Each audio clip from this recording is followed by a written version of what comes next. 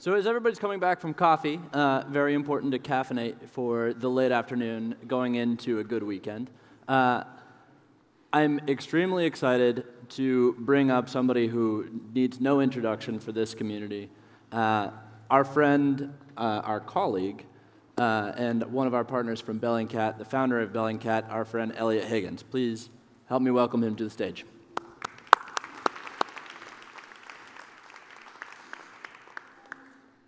Everyone, I am the last barrier between you and the free drinks they give out at events like this, so I'll try and be quick.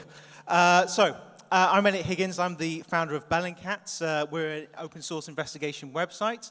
And I'm going to take you through today how, through my own journey, we've seen open source investigation develop to a point now where the use of open source investigation for justice and accountability is something that's on everyone's mind and how we're addressing it at Bellingcat. So I started doing open source investigation basically to win arguments on the internet. For no other better reason than that.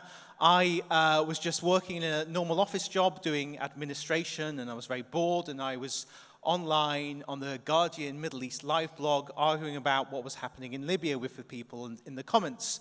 And I am very argumentative. If you follow me on Twitter, you'll know that.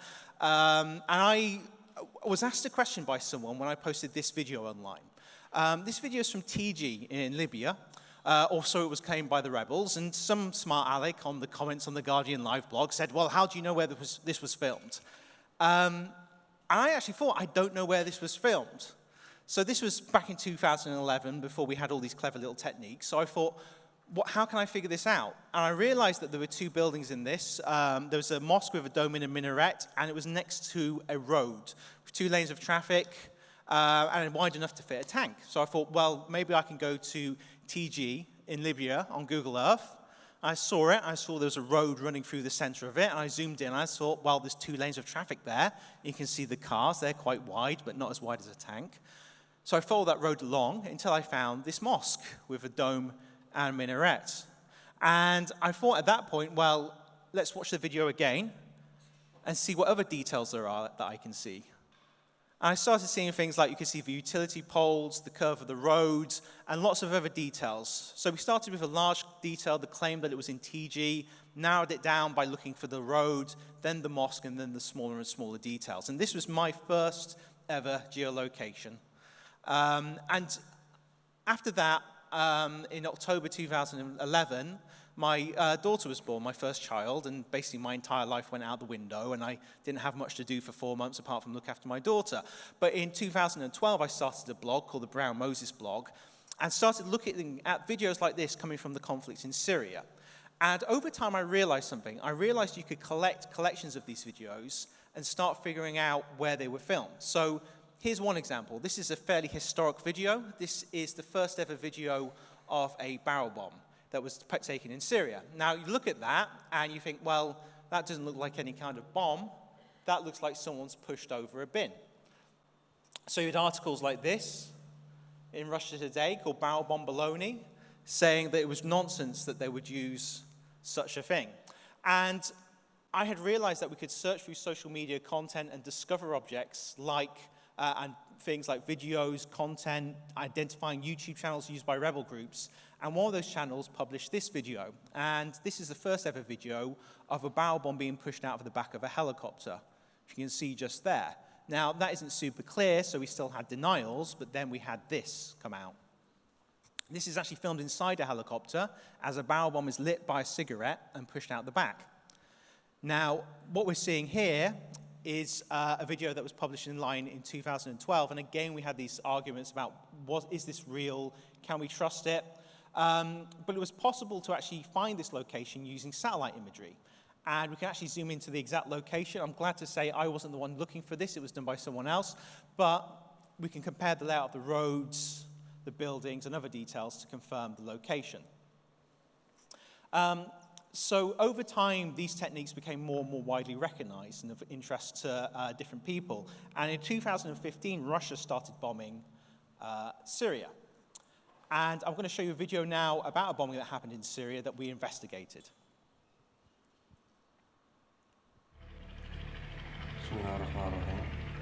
أنا منطقة جلال تاريخ 20/10/2015.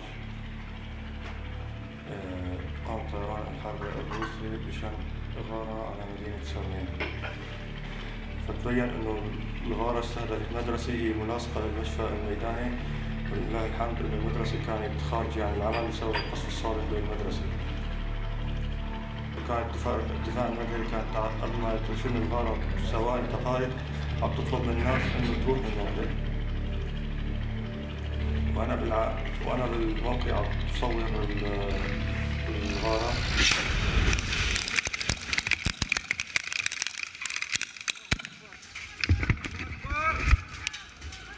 فهون شن الطيران فالضرب في الموقع اللي أنا فيه على بعد مترين أو 3 أمتار وقع الصاروخ مني. أول ما وقع الصاروخ أنا حسيت إن جسمي بده يتمزق من الضغط. بالقابل كل الناس عم تسمع صوت عياط، والناس ما منتبه علي إنه في هون واحد مصاب. كان في شظير الصدر وحروق بإيدي اليسار وشظايا بإيدي اليمين وإجري اليسار، بالإضافة إلى ردود في كل الجسم والصدر، وشق كبير بالفك السفلي، إضافة إلى شق بالعين. الله أكبر!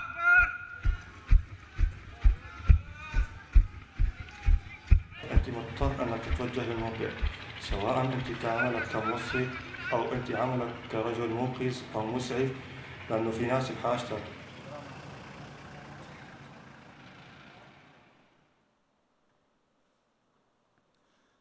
So often when you're investigating events, you only really have one version of that event coming from one side. But in this case, we had a second version of events coming from Russia. And they presented this satellite image, claiming that it showed the location supposedly attacked, showing no damage whatsoever. And Russia Today covered this and explained what the Russian Ministry of Defense was claiming. It was recently alleged that Russian jets destroyed a hospital in the city of Samin, causing the Russian Defense Ministry to, well, call on journalists to double-check the stories they publish. I call on the respected mass media not to jeopardize their reputation by publishing fakes like this. But it's not just the media. The accusations are actually picked up by the US State Department. And to prove the hospital is totally intact, the Russian Defense Ministry provided up-to-date satellite photographs. The building on this image, dated October 31st, does not look like it was recently bombed. How can we tell if it's the hospital in Sarmin? A year ago, a video was posted on YouTube that shows the hospital under construction. Here's a screenshot from that year-old video. And here is the Russian Defense Ministry's aerial image of what it says is the hospital. We see a similar dome-shaped structure next to the building on both images. We see a wall or a fence positioned in a similar way. So where exactly is the hospital that Russia is accused of hitting? So that was a good question. First of all, we needed to check it was the correct location that was allegedly bombed and in this satellite imagery. And we can do that quite simply by going to the location in question and overlaying the Russian image. Then we have to check the white helmets footage is in the same location. So here we have the white helmets footage. The hospital is just off to the left-hand side of the camera image. What we're able to see here is the location pointing to the north. We can see this green mark on the ground, and that's where the cameraman was stood when the bomb went off. But what's most important is the details in the background. So we have this structure here we can see on the satellite imagery, casting a very regular shadow. It's this structure here.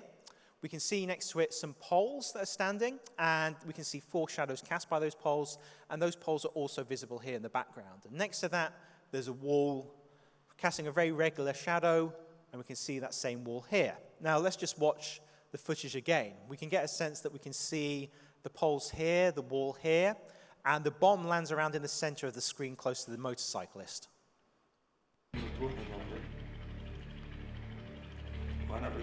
وأنا بالواقع بصور الغارة. So following that, other camera crews went to the scene and filmed the location, so we can actually see what it looks like after that airstrike. So the right-hand side image is from before the airstrike, the left-hand side video is from after. So we can see that regular building has now been completely destroyed. So you no longer see that shadow, that regular shape on a satellite image. The 4 poles next to it, 2 of them have been knocked down by the explosion. And to the left, we can see the wall has been completely demolished by the explosion. So why is this relevant to our investigation? Well, we looked at the Russian image and we noticed something a bit odd. The building that's supposedly destroyed is still standing.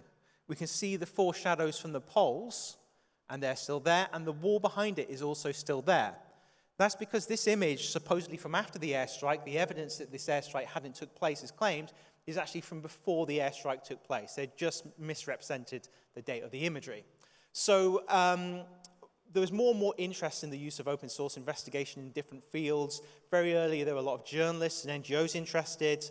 Of course, we had the Atlantic Council publish a few reports that we were involved in. But we then moved on to another field of interest, international courts, and the question of how open source information can be used as part of international investigations. And in August 2017, this arrest warrant was issued for a commander in the Al-Saqqa Brigades named Wafali. And this was based partly on 6 Facebook videos that had been shared by him that showed him executing prisoners. So because this was publicly available information, we decided to start looking into what we could do with these videos. And this is what we did with one of them. So in this video, we're looking at the 6th video in the sequence that you posted. Here, rather than just 1 or 2 people being executed, it's rows and rows of prisoners. The first thing we did is we extracted frames, stills from this video, and this allowed us to create an image that allowed us to see the whole area at once and get a sense of what we were actually seeing, not just from a single moment in the video. So we could start seeing details that were in the background more clearly. For example, it's very hard to see, but there's some buildings in the distance. There's a wall that's also visible and a fork in the dirt road, which isn't much to go on, but it helps us narrow down where these people could be. Because we knew they were in Benghazi, and from their Facebook page, they had photographs of them fighting in an area called the Chinese building area, which had these partly constructed buildings that looked very similar. So we made the best guess that these executions would be near this location, but where? So we found the Chinese building area in Benghazi on satellite imagery, and this is this large area of partly constructed apartment buildings. So we searched through until we could find an open space with the buildings visible in the distance, a wall, and a dirt path with a fork in the road. And eventually we came to this location. After we tried many, many other locations, we came to this one, and we noticed the features were there that we were interested in. But what really nailed it for us was when we took the camera position inside the video and the camera position in Google Earth, and we matched them. Now, this is the Google Earth satellite imagery. Just look at the bushes in the background and how when we merge the images together, the bushes are in the same location. So we could be certain this is the same location, but we became more certain when we saw this appear on the satellite imagery from after the execution. Track marks and these dark spots. Now these dark spots line up perfectly with the bloodstains from the executions. So we know precisely where these executions took place. Because we know where they took place, we can also figure out the precise location of the camera. Because we know the precise location of the camera, we can then use the shadows for something. These shadows can be used as a sundial to figure out the exact time of day the executions took place. We can use a plugin for Blender that tells us the time of day, and what we can do then is look at the satellite imagery and how that changes to see when the first changes in the satellite imagery occurred, indicating the executions that took place. So from that, we were able to gather lots and lots of information. And the International Criminal Court's been very engaged with us. They've been talking to us a lot. They have a technology advisory board talking to them about the use of open source investigation. And recently, we've been working with a coalition of groups on the conflict in Yemen, including the Global Legal Action Network, the Syrian Archive, and others. And we invited them, along with the New York Times, the Human Rights Center, and Amnesty International, to a hackathon a few months ago to look into 100 airstrikes that happened in Yemen, trying to figure out as much as we could about them. And we're now working on a project where we're actually investigating 100 airstrikes as part of legal cases to prevent arms exports to Saudi Arabia. And the Global Legal Action Network put together a quick video explaining what we're doing.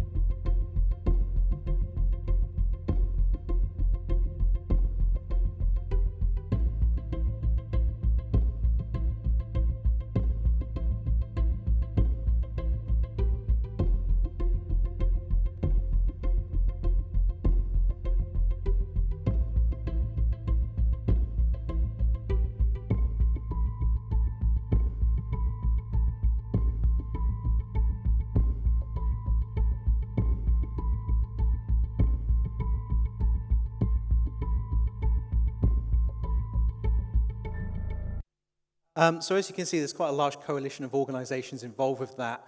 We're mainly focusing at the moment on our Yemen projects. What we've done there is we've worked with the Global Legal Action Network and other organizations to create a new process for investigation and archiving as we do investigations. One big issue we've faced, we've been approached to submit evidence for the MH17 inquiry, for example. Because of the way we've been doing our investigations in the past, we haven't systematically archived information. The way we do investigations doesn't always fit what courts need. So the way we're doing this project is we're focusing on that in particular. And using this new methodology, it's not just for presenting the evidence in court, but it sets a minimum standard for our work so that we know we're hitting these key points and these key issues. One thing we're using as part of our investigation process is Hunchly. Hunchly is a plugin that allows you to archive your pages as you go and track your investigations, which is very important for showing a court how we actually came to a conclusion. We've also been partnering with the Syrian Archive, who are now creating a version of their website for the Yemen Archive. So the idea here is that when we verify videos, when we create all this metadata around it, we'll actually be able to share it on an online database with more details. They'll match back to our previous investigations. So anyone searching for information about incidents can do a simple geofence search. What we're also going to do is launch the Yemen Archive site with them as well. So this will be a separate website they're running. One thing we want to do here is once we've gone through all the pain of developing this process, figuring out where it goes wrong, piecing it together, we want to share it with other organizations. We don't want to charge people for it. We just want to package it up and say, we've done all the difficult stuff of figuring out how this stuff works. We want to share it with you. So a big part of what we'll also be doing, hopefully later this year, is working with other organizations to use the same investigation process. So that's what we've been up to over the last few months. And I think now we're having a Q&A. So thank you very much.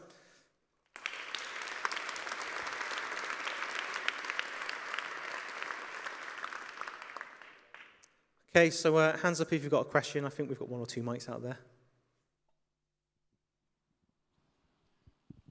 Thanks.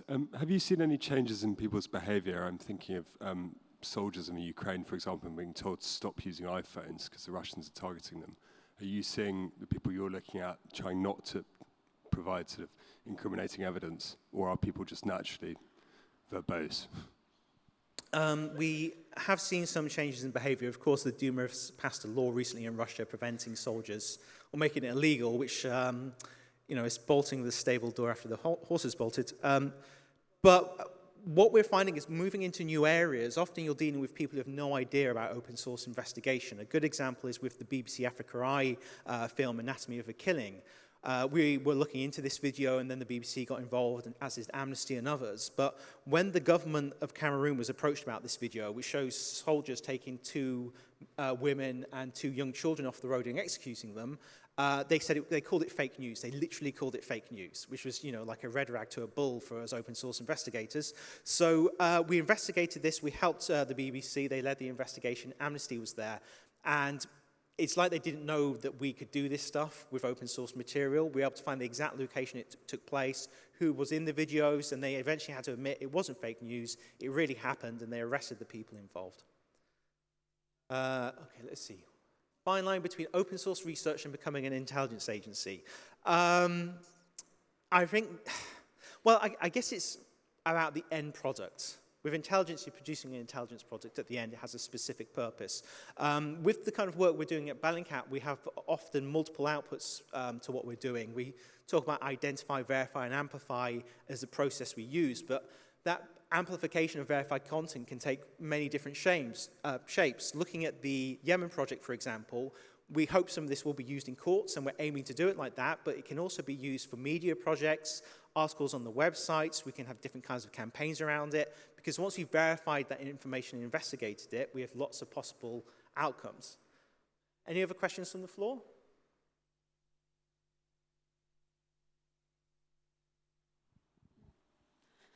Hi, I'm BBC journalist. My name is Olga. I'm covering Eastern Europe.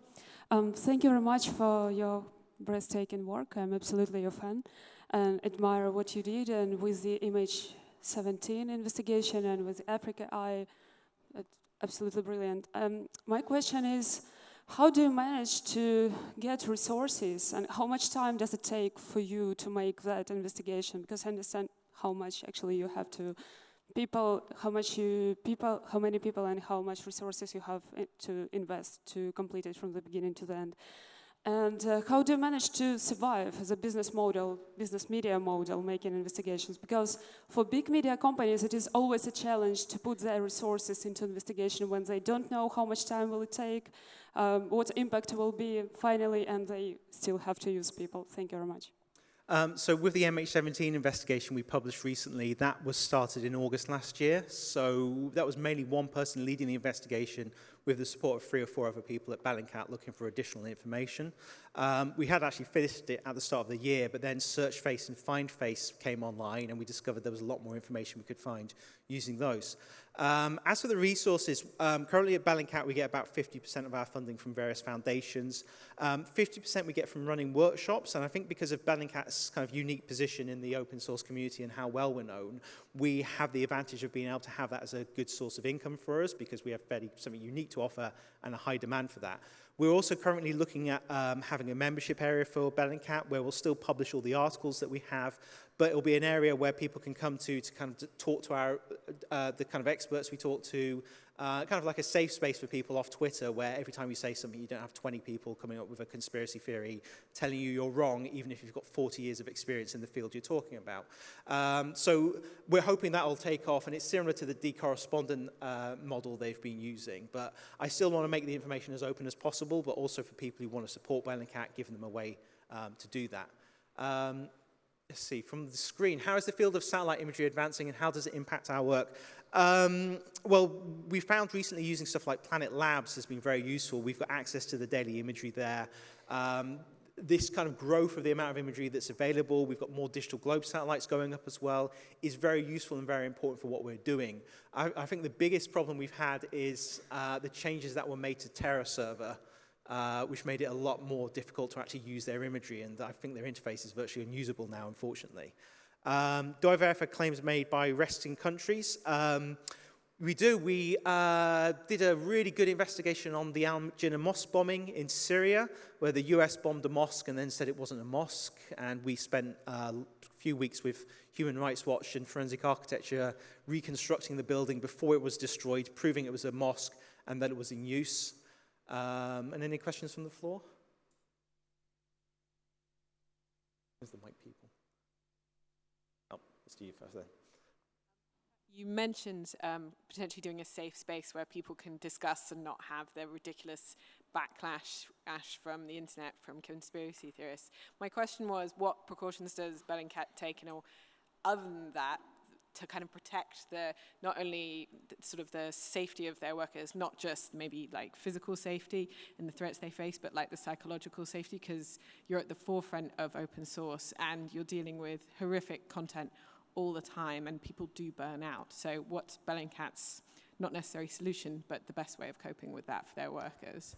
Yeah, so vicarious trauma is something that I'm very concerned about because, I've been doing this for 7 years and I know the kind of imagery that people see. I think having an environment where people know they can talk about that kind of thing is, first of all, very important. One thing I'm doing, we've just opened an office in The Hague. One thing we're going to be doing is, hiring someone who's specializing in this kind of issue to talk to our staff and make sure the staff are aware that if they ever have a kind of problem relating to vicarious trauma or any kind of problem really, that there's a place that they can go to and talk to, and they can talk freely. And it's not, as some other organizations have treated it, a sign of weakness or an inability to do jobs, but it's just part of what we encounter, and it can be very difficult to handle that, and there's no shame in that. And we have to address it, and we have to address it in a healthy way. So I think I'm out of time now, so sorry, no more questions. Thank you very much for your time. I'm Eliot Higgins, and I'm Bellingcat. Thank you.